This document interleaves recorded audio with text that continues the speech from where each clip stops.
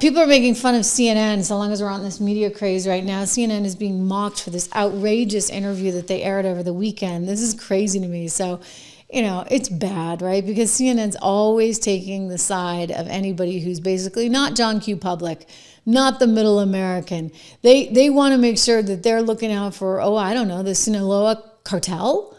This is unbelievable. They went and did this interview with a cartel member and asked him how offended he was, like what that meant that Donald Trump was referring to cartel members as terrorists and like, oh my gosh. And you're sitting there going, is this for real? This is CNN.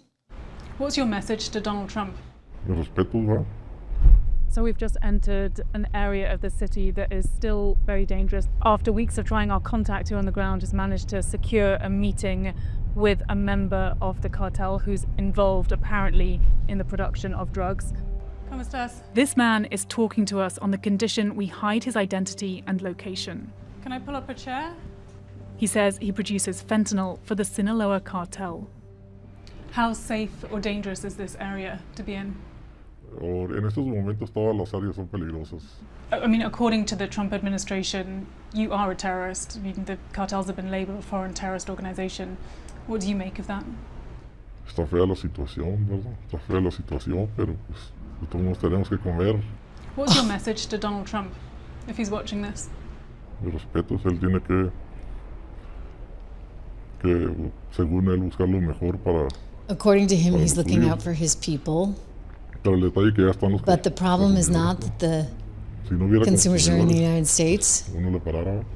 If there were not any consumers, we would stop. There is a lot of violence playing out on these streets here. Okay, and forgive me because those of you that are listening on audio, you don't speak Spanish, and I'm looking at the translation, and I do speak Spanish. So basically, he said that he had a message of respect for Donald Trump and that we have to eat.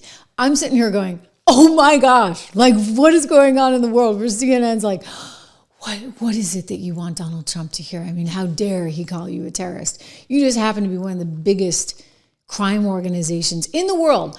But no, we can't like go there. We just can't, right? Because somehow it's not your fault. I mean, you have to eat after all. We have to eat, the guy says.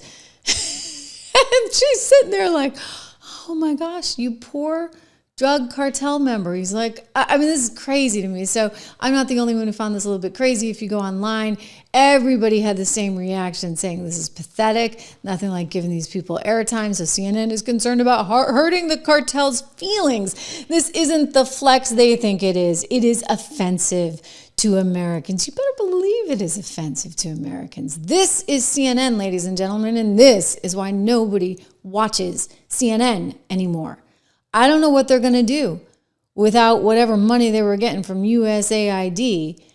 I mean, again, it's very questionable how some of these organizations survive, because when you're thrown out into the real world and capitalism matters and you actually have to turn a profit because you're not getting any money from, say, the U.S. government anymore, which is probably the reality of what's going on right now at CNN. It's why right away after the election, they knew they had to pare down. They started their layoffs. Same thing over at ABC, same thing over at NBC, same thing over at CBS. This is the reality of the world right now. New York Times, all of these news organizations, they're getting their gravy train cut off. Another commentator said, well, we need to be respectful and not hurt the cartel members' feelings, right?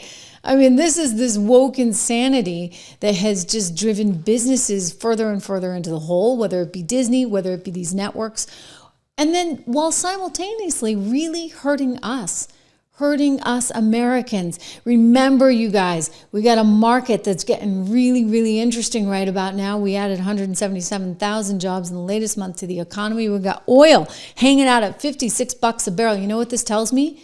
Good stuff, because we've got low inflation, low oil prices, which has a little bit to do with, of course, Saudi Arabia.